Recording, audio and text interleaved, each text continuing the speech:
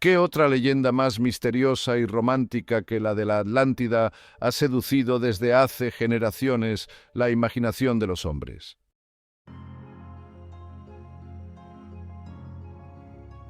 Como es sabido, las primeras noticias acerca de la Atlántida remontan a los tiempos clásicos y se contienen especialmente en el Timeo y en el Critias de Platón.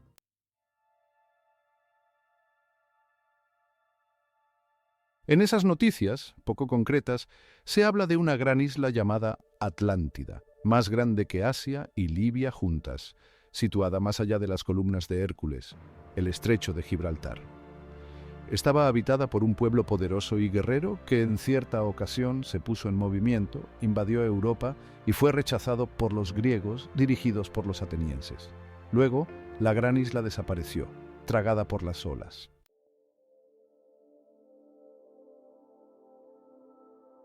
La teoría del continente atlántico se apoya, por una parte, en la naturaleza y en la distribución de los sedimentos paleozoicos en América del Norte y en Escandinavia en la forma del fondo actual del océano, en las vastas zonas poco profundas, accidentales y volcánicas que llegan hasta Groenlandia en la forma de las costas canadienses, irlandesas y bretonas que indican un relieve hundido en época reciente. ¿Estaría la Atlántida en una isla de la desembocadura del Guadalquivir? ¿Es posible identificar el continente perdido con el reino de Tartesos? Y en todo caso, ¿cuáles eran las relaciones entre uno y otro? ¿Habría sido aquella isla la homérica isla de los reacios, la isla que ostentaba la capitalidad del estado, donde se levantaba el templo de Poseidón? Estaba situada al fondo del golfo de Gabes, en la desembocadura de los grandes Chots, que cabría identificar con el río Tritón de los antiguos.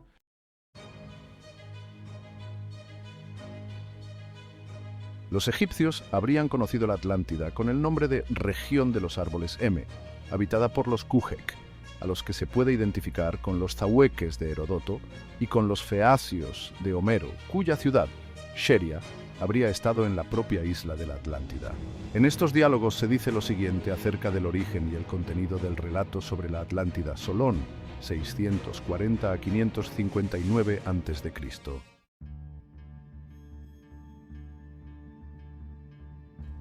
Uno de los 7 sabios y legisladores de Atenas realizó un viaje a Egipto al objeto de recoger conocimientos de los tiempos pasados, puesto que los sacerdotes de Sais gozaban por aquel entonces de gran predicamento y en especial se decía que tenían noticias fidedignas de los hechos pretéritos. Solón encaminóse hacia allí, donde se le dispensó una gran acogida con muchas muestras de amistad y respeto.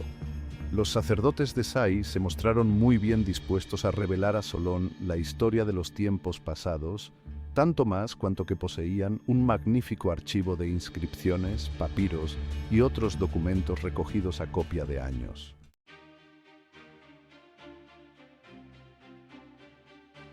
Pero hubo una cosa que cautivó particularmente a Solón, un relato acerca de una gesta heroica llevada a cabo por los atenienses, sus compatriotas. De esta gesta se dice textualmente: con todo y que su conocimiento no se ha divulgado, no por ello deja de ser un hecho verídico.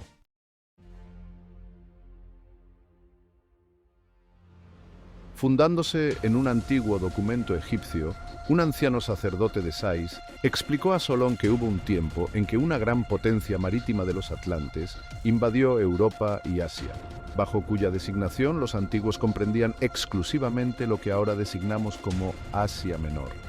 Los atlantes habían sabido reunir todos los pueblos sobre los que ejercían la hegemonía para formar una poderosa masa guerrera. El informador de Solón, el sacerdote de Sais, añadió que si bien esta leyenda parecía tener todos los visos de una fábula, tenía un gran fondo de verdad, pues algo por el estilo era lo que pasó realmente en un tiempo pasado.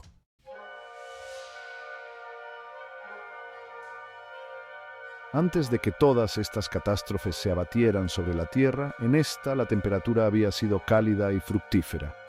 Los montes de Grecia estaban cubiertos de un mantillo feraz y de vastos bosques, y por doquiera brotaban los manantiales y ríos que regaban la tierra. Pero después de todas estas catástrofes, el mantillo, que debido al agostamiento por el terrible calor se había triturado y luego había sido arrastrado por las lluvias torrenciales, había desaparecido por completo. siendo sustituido por el subsuelo sobre el que se apoyaba, constituido exclusivamente por rocas y piedras. En aquellos tiempos se habían producido también terribles terremotos y grandes inundaciones que habían originado el asolamiento de la patria de los atlantes. La Atlántida, la isla real del imperio de los atlantes, había desaparecido en el transcurso de un día y una noche preñados de trágica desesperación y horror, tragada por las aguas del mar como resultado de dichos temblores e inundaciones. En el lugar donde se alzaba la isla real, ahora existía un infranqueable mar de cieno.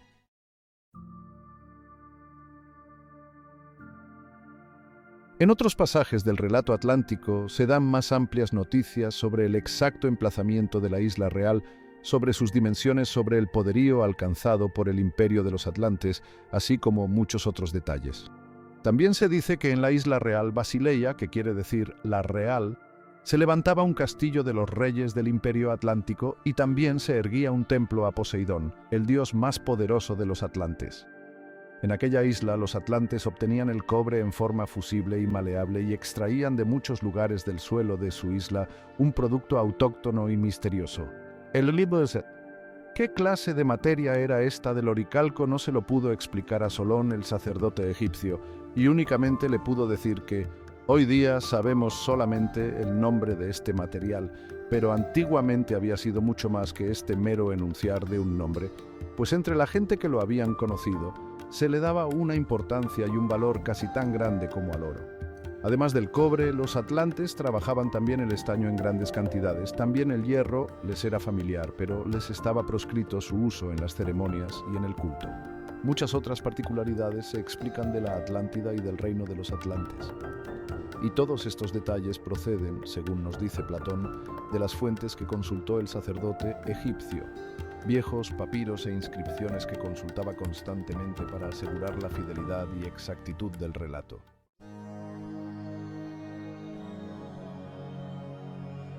Esta obra incompleta de Solón se transmitió de boca en boca entre varios compatriotas suyos, de tal modo que este relato de la epopeya de los atlantes contra Atenas y la existencia de la Atlántida llegó finalmente a Critias el joven, el cual explicó todo lo que su memoria había retenido en un círculo de amigos y en presencia de Sócrates y de Platón. Platón escribió este relato de la vieja Atenas y de la Atlántida, preservándolo así del olvido en beneficio de la posteridad. La leyenda de la Atlántida, tal como señala Platón, no es de ningún modo una elucubración literaria, sino una fidedigna historia bajo todos los aspectos.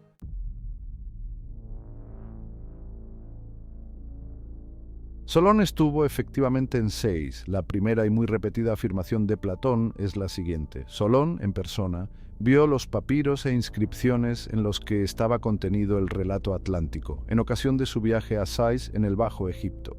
Los sacerdotes egipcios que los habían recogido y estudiado se los tradujeron y comentaron. Esta aseveración se halla repetida en diferentes pasajes de la narración. Platón se ha tomado la molestia de insistir sobre la evidencia de las fuentes que sustentan el relato de la Atlántida. Platón añade que dicho relato, concebido inicialmente en lengua atlante, fue traducido en lengua egipcia y luego al griego, precisamente para Solón, que él posee concluyentes pruebas de su validez y ha comprobado minuciosamente. ¿Y por qué no haríamos nosotros lo mismo? Que Solón estuvo efectivamente en Egipto no cabe duda alguna. Muchos escritores y cronistas de la antigüedad confirman este dato. Solón, después de dar a Atenas sus previsoras leyes, que aún llevan su nombre, emprendió un viaje que duró 10 años para recoger información sobre los tiempos pasados. En cuanto a esta cuestión, Platón no nos ha contado una fábula, sino hechos comprobados históricamente. Así pues, corresponde plantear la siguiente pregunta. ¿Existían en Sais, tal como afirma Platón, documentos e inscripciones en los que se relataran hechos de los acaecidos durante la campaña bélica de los atlantes, o bien de aquellas terribles catástrofes naturales ocurridas en aquellos tiempos, así como del modo como los egipcios habían rechazado la invasión de los atlantes? Proclo, el comentador de Platón, da cuenta de que los sacerdotes de Sais también mostraron a Crantor de Soloi, autor del primer comentario sobre el Timeo, los mismos papiros e inscripciones que a Solón. Estos documentos históricos han existido, pues realmente, y suscítase la cuestión de si estas inscripciones o cuando menos una parte de ellas se han conservado, o si han sufrido la suerte de gran parte de los documentos egipcios que se han perdido en el curso de los tiempos.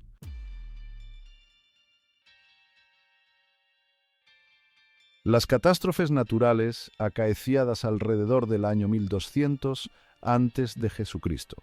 En sus dos diálogos, Platón expone unas catástrofes de una magnitud tal que es muy comprensible que se le haya reprochado que sean meras invenciones, dada su exageración.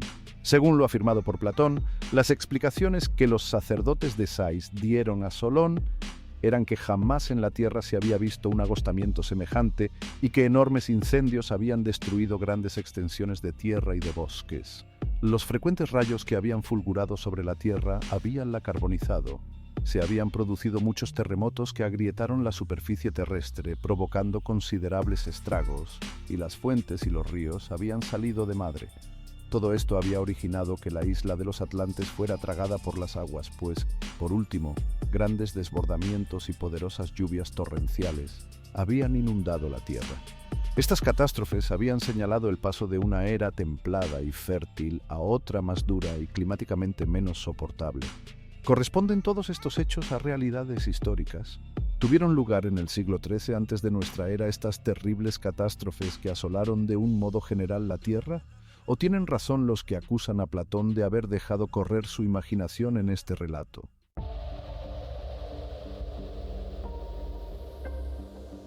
El acostamiento y las nubes ardientes. Los documentos contemporáneos no dan lugar a dudas de que todas estas catástrofes tuvieron lugar hacia fines del siglo XIII antes de Jesucristo. A propósito de la sequedad y de los grandes incendios, las inscripciones de Medinet Habu rezan así: una terrible antorcha lanzó grandes llamaradas desde lo más alto del cielo como para consumir sus almas, de los libios, y destruir a toda la raza de su país.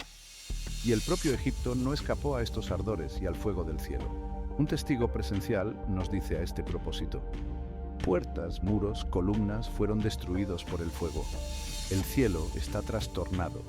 No es posible encontrar ningún fruto, ninguna raíz. Todo ha sido destruido, aun aquello que ayer todavía existía. Cual lino cortado, el país se agrieta bajo el agostamiento. En el libro del Éxodo encontramos lo que sigue: el Señor envió truenos y piedra, y el fuego se hizo sobre la tierra, y el Señor hizo llover copiosamente sobre el país de Egipto. Hubo pues granizo y fuego mezclado con el granizo, y era tan intenso cual nunca se había visto en toda la tierra de Egipto desde que existe. Los bosques y las laderas de los altos montes cubiertas por aquellos son presa de las llamas. Ni la misma Escitia, aislada en sus inhóspitas regiones, pudo salvarse. Y Libia vióse convertida en un desierto. Libia, así como muchas comarcas del actual desierto del Sahara, era todavía en la Edad del Bronce un país feraz y productivo debido a las aguas que por ella transcurrían. Son muchísimas las pinturas rupestres que nos lo atestiguan, representando rebaños de bueyes, de caballos, dibujos de peces y de embarcaciones. Y estos dibujos se han encontrado en regiones en las que hoy ni el mismo camello podría vivir mucho tiempo. Los libios buscaron su salvación en el delta del Nilo, y el faraón Merneptah nos dice: los libios acuden hacia Egipto para buscar el alimento de su cuerpo. Era, sin duda, a ello que se refería el sacerdote informante de Solón cuando decía: también entonces el Nilo fue nuestro salvador. Mientras en Libia los ríos y los lagos, que eran alimentados por los manantiales existentes en el desierto medio del Sahara, se secaban, el Nilo, que entonces recibía sus aguas del deshielo de las altas montañas, cuyas cumbres rebasaban los 5.000 metros, desbordóse por la fusión de aquellas nieves, salvando con ello a Egipto. Ahora bien, hay que comprender lo que por Escitia designaba a Ovidio, quien, como muchos otros escritores de la antigüedad, designaba con este nombre a todos los países situados en las riberas del Mar del Norte, y efectivamente en dichas regiones se han encontrado huellas de grandes incendios, así como de una extraordinaria sequía que se puede fechar alrededor del año 1200 antes de Jesucristo. La prueba más importante y decisiva de esta era de agostamiento y sequedad de los años vecinos al 1200 la constituye el resumen de estudios de que fueron objeto las ciudades lacustres de Europa, es decir, los palafitos.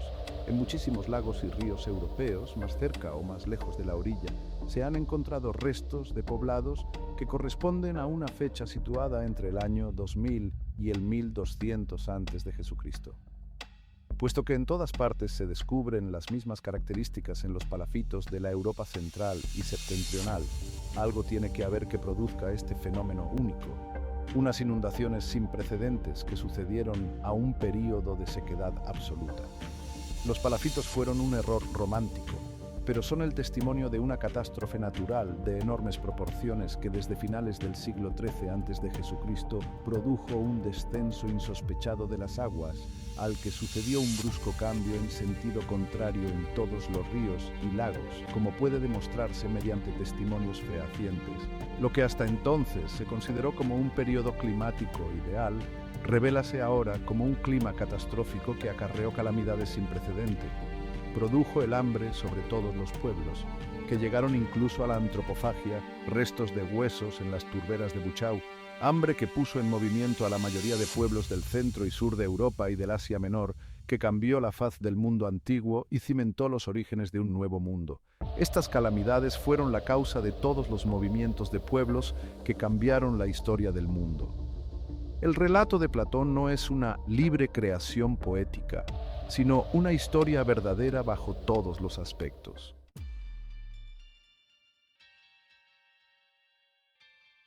Lo mismo puede decirse de los terremotos e inundaciones de que habla Platón. A propósito de los terremotos, los jeroglíficos de Medinet Habu precisan: los pueblos nórdicos extranjeros escapan de sus países sometidos a temblores. Su país, de los pueblos del norte, ha quedado destruido y sus almas sufren gran congoja. Los pueblos del norte vivían en un país conmovido por continuos temblores. Los pueblos del norte habíanse confabulado en sus islas, pero su país fue destrozado y aniquilado por las convulsiones.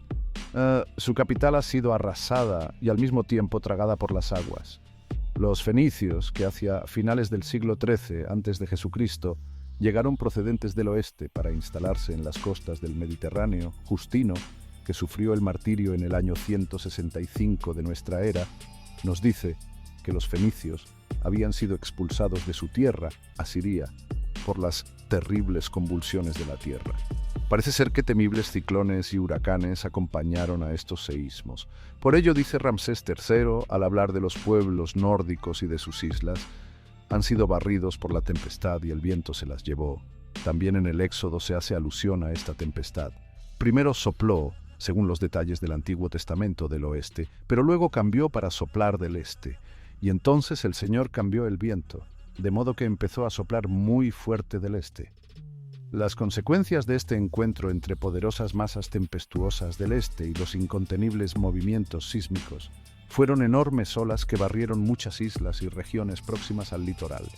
El recuerdo del diluvio, del torrente de Deucaliónico, quedó vivo en muchos lugares de Grecia. San Agustín coloca en el mismo tiempo la huida de los hebreos y el diluvio de Deucalión.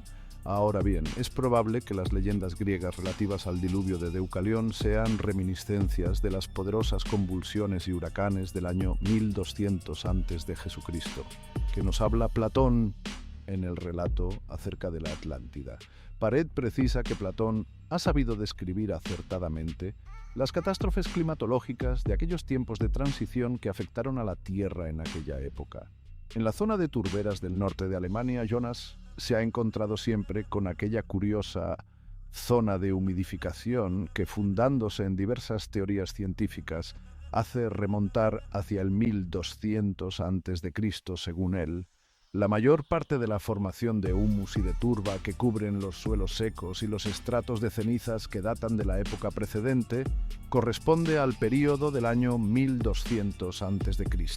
Así pues, ya sea por las inscripciones egipcias contemporáneas, ya por los clefs y las murallas de arena, como asimismo por los mitos griegos, tenemos que hacia el año 1200 prodújose una terrible catástrofe de los elementos de la naturaleza. Que la leyenda griega de Faetón, precipitándose sobre la desembocadura del Erídano en el Mar del Norte, tenga por origen la memoria de la caída de un gigantesco meteorito, es una teoría que primero fue Kugler quien la propuso, y que más tarde ha vuelto a proponer Hennig.